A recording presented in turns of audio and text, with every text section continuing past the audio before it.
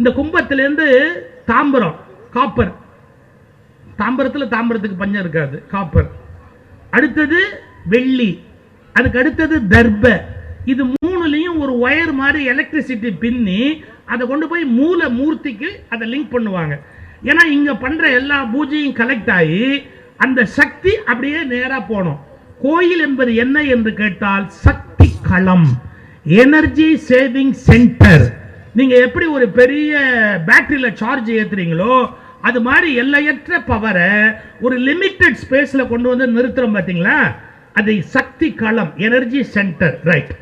இப்ப முதல்ல நான் என்ன சொல்லி கொடுத்தேன்? ஆகாயம், அடுத்தது காற்று, காத்துல இருந்து நெருப்பு, நெருப்புல இருந்து கும்பத்தில் இருக்கிற தண்ணி.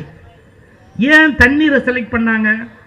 இப்போ இதுல என்ன இருக்குன்னு கேட்டா தண்ணீர். ஏன்னா பல பேருக்கு ஒரு சந்தேகம் இருக்கும், ரொம்ப நேரமா பக்கத்தில் வச்சிருக்காரு, உள்ள என்ன இருக்கோ உள்ள என்ன இருக்கோ உள்ள என்ன இருக்கோ அப்படின்னு டவுட் இருக்கும். கிளியர் பண்ணிடலாம். இதுல வெந்நீர் இருக்கு, அவ்வளவுதான். வெந்நீர் கூட இருக்காது, பச்சை தண்ணி இருக்கும், அவ்வளவுதான். இப்ப இந்த பாத்திரத்துக்குள்ள தண்ணி வச்சா இதே வடிவத்தில் இருக்கும். சதுரமா நான் ஒரு பாத்திரத்தை எடுத்து சதுரத்துல தண்ணி வச்சா சதுரமா இருக்கும், வட்டத்துல தண்ணி வச்சா வட்டமா இருக்கும். என்ன புரியுது? தண்ணீருக்கு என்று வடிவம் இல்லை. நீங்கள் எந்த வடிவத்தில் வைக்கிறீர்களோ அந்த வடிவத்தை தண்ணீர் பெற்றுக்கொள்ளும். இப்ப புரிஞ்சுக்கங்க, கடவுளுக்கு என்று வடிவம் இல்லை. நீங்கள் எந்த வடிவத்தில் கும்பிட விரும்புகிறீர்களோ அந்த வடிவத்தில் கடவுள் வருவதற்கு தயாராகிறார். அதை குறிக்கிறது தான் கும்பம். கடவுளுக்கு வடிவம் இல்லைன்னா கோச்சுக்காதீங்க. மாணிக்கவாசகருடைய திருவாசகம், ஓர் உருவம் ஒரு நாமம் ஒன்றும் இல்லாருக்கு. ஓர் உருவம்னா வடிவம் கிடையாது கடவுளுக்கு. அவருக்கு தான் வடிவம்னு சொல்ல முடியுமா? எல்லாமா இருக்காரு அவர். இங்க விநாயகரா இருக்கிறாரு, ஒரு இடத்துல முருகனா இருக்கிறாரு, இன்னொரு இடத்துல சிவனா இருக்கிறாரு, இன்னொரு இடத்துல பெருமாளா இருக்கிறாரு, இன்னொரு இடத்துல பராசக்தியா இருக்கிறாரு. அவர் எங்கெங்க வேணாலும் எப்படி வேணாலும் இருக்க முடியும் அவரால்.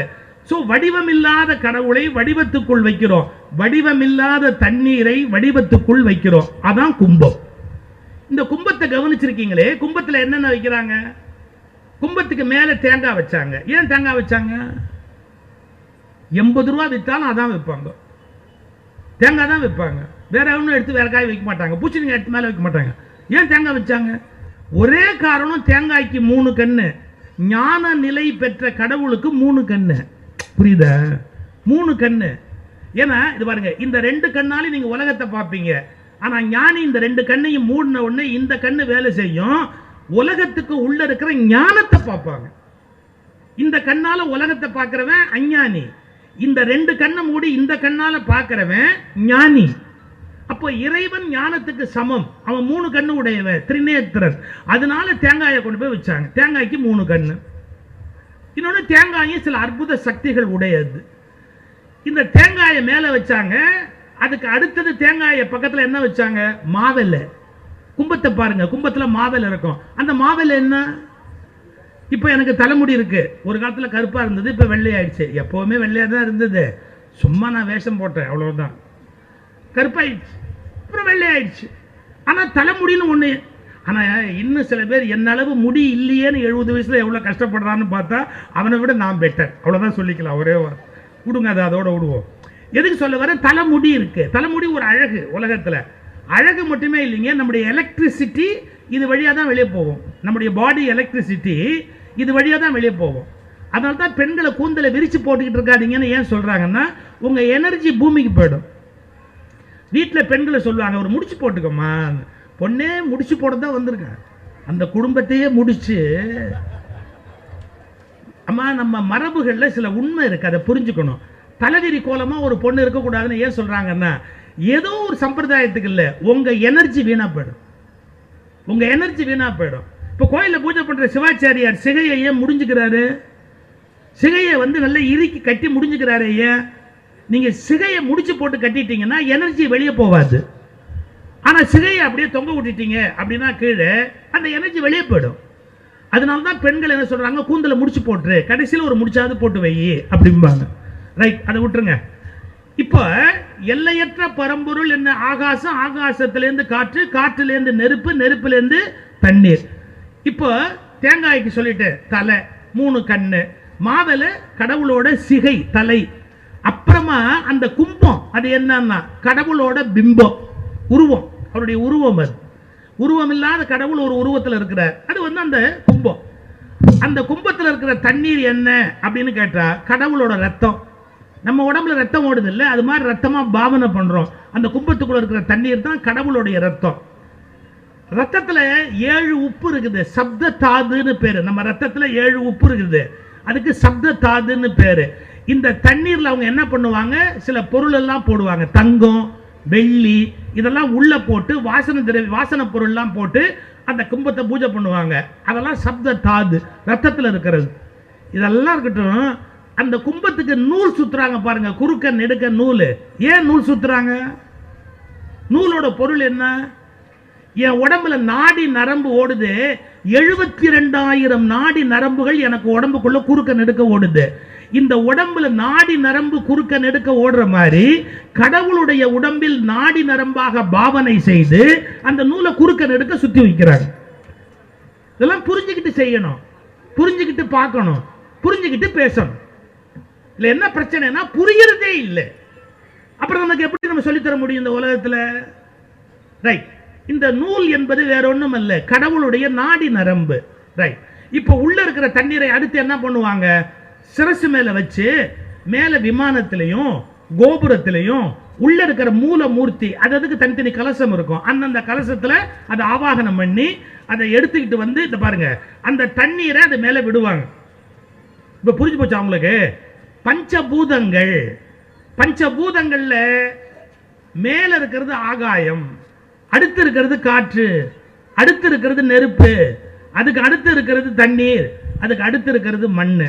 தப்பா நினைக்காதீங்க, பஞ்சபூதங்கள்ல மட்டமானது, மட்டம்னா குறைன்ற அர்த்தத்துல சொல்லல, கொஞ்சம் அழுக்கா நம்மளை ஆக்கக்கூடியது இந்த மண்ணு.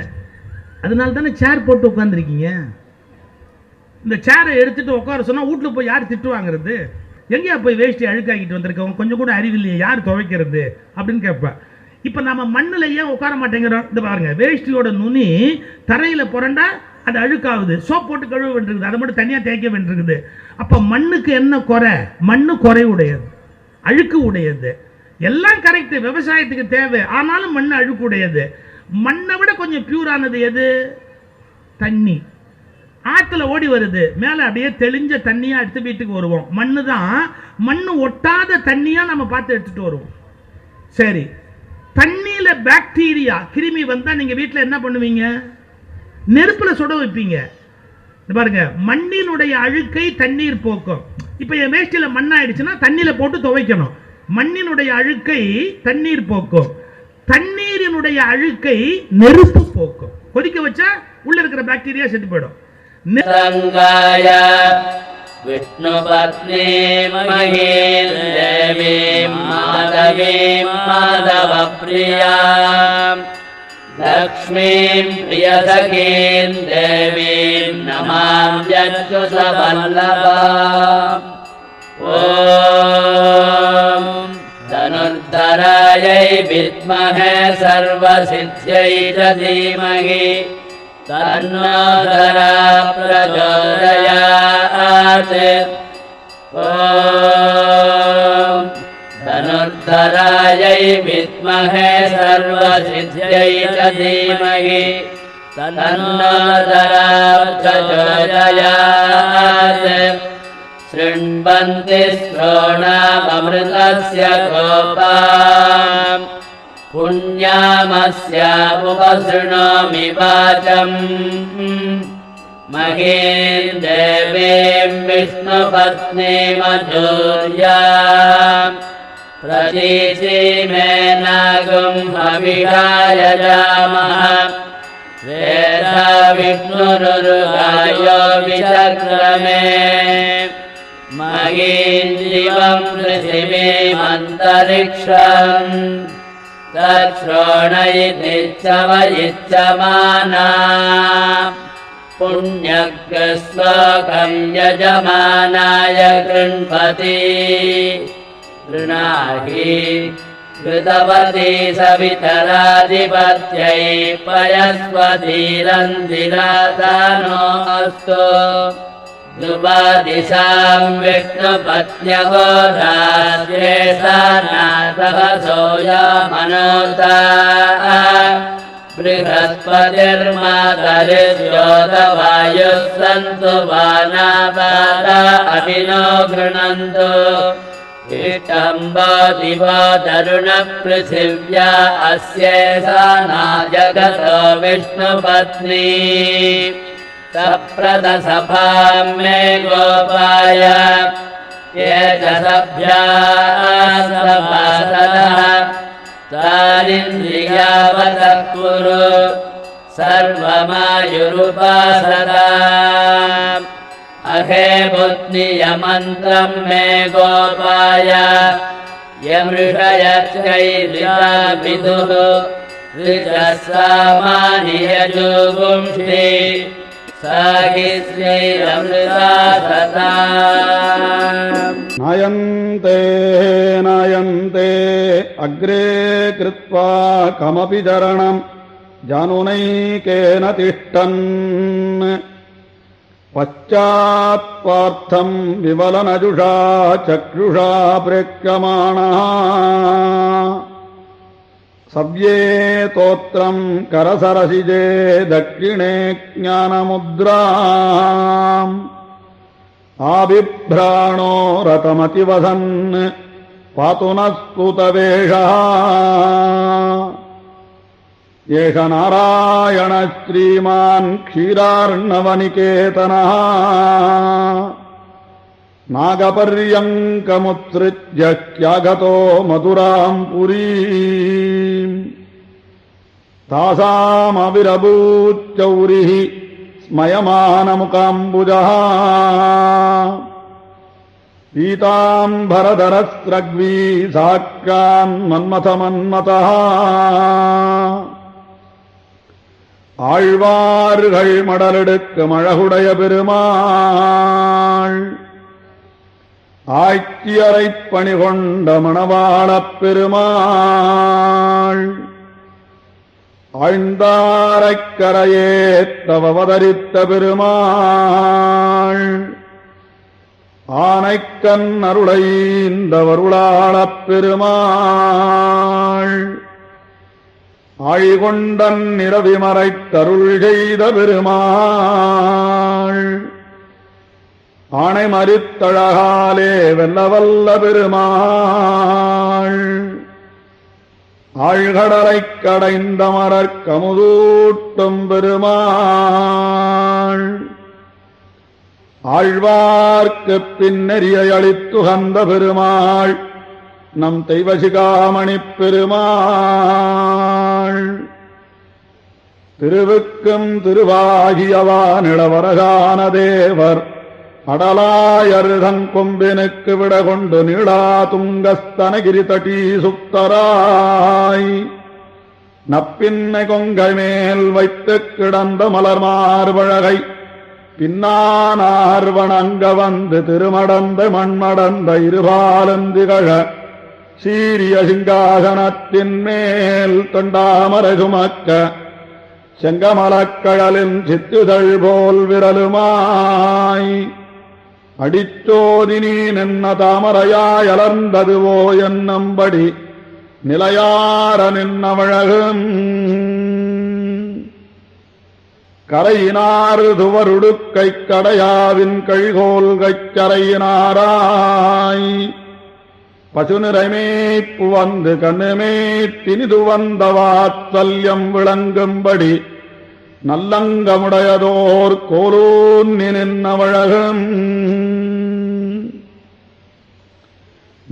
முடிச்சோதியாயுனது முகச்சோதி மலர்ந்ததுவோவென்னு கோவிந்தாபிஷேகத்தால் திருமுடியில் நல் தரித்த சுவாமித்வ பிரகாசகமாய் கதிராயிரமிரவி கலந்தரித்தால் ஒத்தனன் முடியும் சவிலாசஸ்மிதாதாரம் பிப்ராணம் முகபங்கஜம் என்கிறபடியே முருவலெடுத்த கலமென்னலாய் சுவாமித்வ பலோபதான சௌஜீல்ய பிரகாசகமான ஸ்மயமான முகாரவிந்தமம் அலர்ந்து குளிர்ந்திருக்கிற விரண்டு தாமரைப் பூக்களை மதத்தாலே அமுக்கியாடுகிற இரண்டு வண்டொழுங்கு போல் இருக்கிற தன்கைச் சார்ங்கம் அதுவே போல் அழகிய திருப்புருவ வட்டங்களும் பதிம் விஸ்வஸ்யா என்கிற பிரமாணம் வேண்டாதே அனைத்துலகமுடைய வரவிந்தலோச்சனன் சர்வேஸ்வரத்வ சின்னமாய் மிதோ பக்த ஸ்பர்த ஸ்புரித சபரத்வந்தலிதங்களான திருக்கண்களும் கஸ்தூரி கலிதோர்த்வபுன்ற திலகம் என்று திருநெத்தியில் சாத்தின கஸ்தூரி திருநாமமும் மாட்டுயர் கற்பகத்தின் வலியோ கொழுந்தோவென்னு நித்திய சந்தேகஜனகமான கோலநேள் கொடிமூச்சினழகும் அதனுடைய பல்லவோல்லாதம் போலிருக்கிற திவ்ய கபோலங்களும் அதனுடைய நவகுசுமம் போலேயாய் பன்னிலாமுத்தம் தவள் கதிர் முறுவல் செய்து என்கிறபடியே பூர்ணச்சந்திரன் முழுநிலாவைச் சொரிந்தாற்போல் திருமுத்தினொளியை பிரவகிக்கிற ஸ்மிதவிலாசமும் ஷீலாஜடீபூயதே என்று அந்த சௌசீல்ய காஷ்டாபூத சௌலபிய பிரகாசகமாய் அளவலமை தவிர்த்தவழகனென்னம் ஆதரம் பெருக வைத்தவழகனென்னம் குழலழகர் வாயழகர் கண்ணழகர் கொப்பூழில் எழுகமலப்பூவழகர் என்னும் அனுகூல பிரதிகூல விபாகமர அகண் பெண் வாசியறுத்து மத்தொன்னினைக் காணாமல் கண்டவர் சம்மனம் வழங்க சகல மனுஜனயன விஷயதாங்கதமாய் மாமன்னு தொட்டு காட்டின வெளுத்திளைத்த திருமேனியும் அர்ச்சக பராதீன அகிலாத்மஸ்திதி என்று அர்ச்சக பாரதந்திரியத்தை தன்னையிட்டு பார்த்தஞ்சின வச்சமர திருக்கையில் ஞானசக்தி பிரகாசகமாய் எடுத்துப் பிடித்த திவ்யாயுதங்களும் அனைத்துலகமுடைய வரவிந்தலோச்சனன் சேஷித்வ சூச்சகமாய் கரியவாகிப் புடபரந்து மிளிர்ந்து செவ்வரியோடி ஆழ்வார்களளவன் நீண்டலையறிந்த நெடுநோக்கினழகும் இத்தலையைத் தேத்தி அன்னித்தறியாதவளவான பூர்த்திக்குப் பிரகாசகமாய் மாசுஜா என்று கொண்டு வைத்தஞ்சலென்ன கையும் இரண்டட்டத்திலும் மரகதகிரியைக் கடைந்து மடுத்தாற்போல் திண்ணியவாய் அலம் புரிந்து என்கிறபடியே தனக்கு உபய விபூதியும் வழங்கி திவ்யாஸ்திர புஷ்பிதங்களான கற்பகத்தாவன நற்பல தோள்களும் பெரிய விராட்டியாருக்கு கோயில் கட்டணமாய் நித்யானுபவம் பண்ணச் செய்தேயம் இறை மகளகில்லேனன் அவளைப் பிச்சேத்தக்கடவதாய் கோலமா மணியாரமும் முத்துத்தாமமும் ஸ்ரீ கௌஸ்துபமும் தொடக்கமான குருமாமணிப்பூன் குலாவித்திகழ்கிற திருமார்பினழகும் காளமேகத்தில் மின்னல் கொடி படர்ந்தாற்போல் திருமேனிக்கு பரபாகரசாவகமாய் அழகு வெள்ளத்துக் கணைகட்டினாற்போலிருக்கிற வெண்புரி நூலினழகும் சௌந்தர்ய சாகரமிட்டளப்பட்டு சுழித்தாற்போல் நெஞ்சையும் கண்ணையும் சுழியாறுபடுத்துகிற திருவுந்தியும்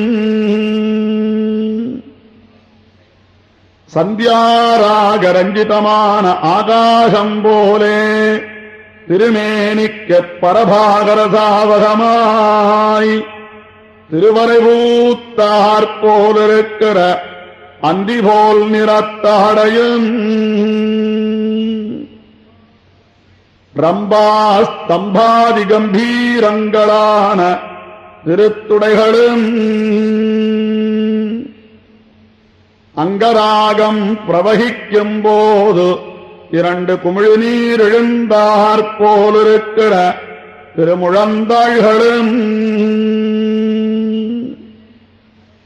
கள்ளச்சகடத்தை கலக்கையச்சாடிக் கண்ணு மறித்தோடி காளியன் நீராடிக் காளின்றி நீராடிக் குரவ பிணைந்தாடி குடமேறிட்டாடிக் கருணையால் தூதோடி கன்னியரோடூடிக் கழகமிதித்தேறி சித்திரைத்தாடிச் சரணாகத் தந்தொழிந்த தென்கழலிருந்தவழகும்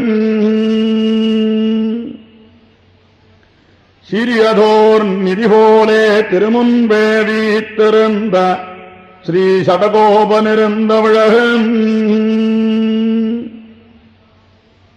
இவ்வழகில் ஆழங்கால் வட்டலகின்ன உலகெல்லாம் சூழ்ந்திருந்தேத்து மழகுமாய் நீராட எழுந்தருளி இருக்கும் அழகிது ஏதேனும் சிந்தை மருளோ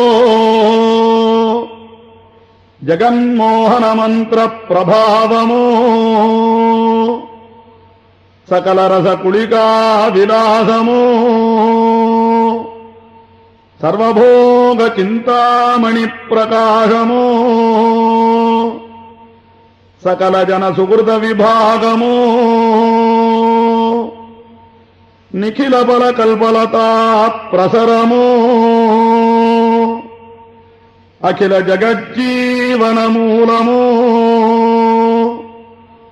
அதுலானந்த கந்தாவதாரமோ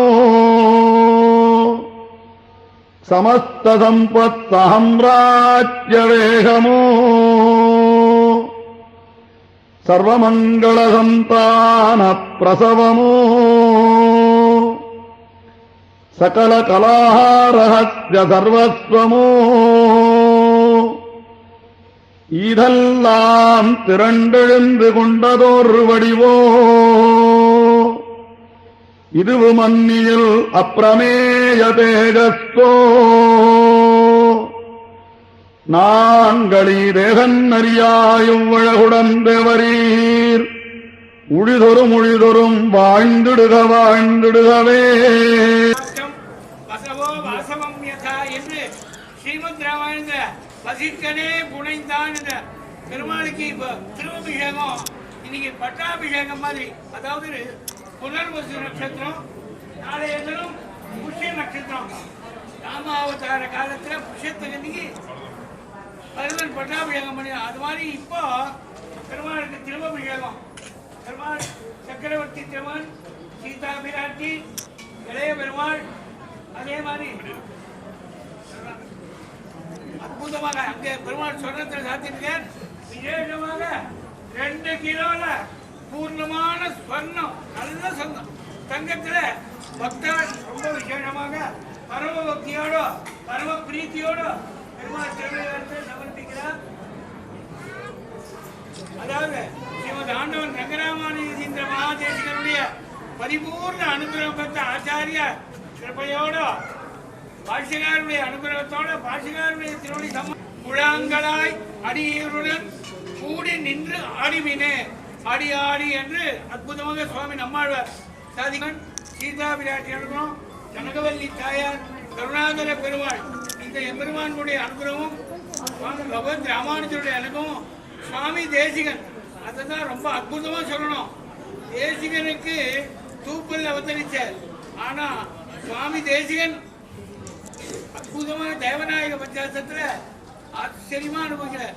பிரகலாத கோகுல கஜேந்திர பரீட்சிதாத்யாக திராதாஸ்துவயா நனு விபத்ருது தாதிருஷீஷு சர்வம் ததேகம் அமரம் மம ரக்ஷணந்தே சந்தோல்யதாம் திருதசநாயக கிங்கரியா என்று சுவாமி தேசிகன் லோகத்துல எல்லாரும் க்ஷேமம் ஏற்படும்னு பிரார்த்தனை பண்ணார். அப்படிப்பட்டதான சுவாமி தேசிகனுடைய பரம பிரீத்தியோட இந்த கஷேத்திரத்தை சக்கரவர்த்தி திருவபிஷேகத்தோட அற்புதமா சேவை சாய்க்குவார்.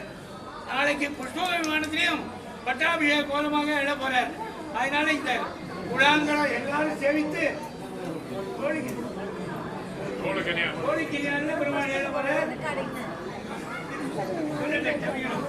எல்லாரையும் கண்டோம் கண்டோம் கண்டோம் கண்ணுக்கு இனியன கண்டோம் தொண்டீர் எல்லீரும் வாரீர் தொழுது தொழுது நின்றார்க்கும் என்பதாக ஆழ்வார் அனுபவித்ததாக ஆச்சரியமான திருவங்க இலக்கியம் அவர்களை திரும்ப எவ்வளவு குளிர்ச்சியா சில்லுன்னு கலியவாகி புடைவரந்து விளைந்து செவ்வரியோடு நீண்டார் பெரியவாய கண்கள் என்னை பேதமை செய்தனவேன்னு ரங்கநாதனிடத்துல பெரியார் திருப்பாளர் அனுபவித்தார். அந்த சேவையை இங்க ராகவனிடத்தில் தெரிவிக்கலாம்.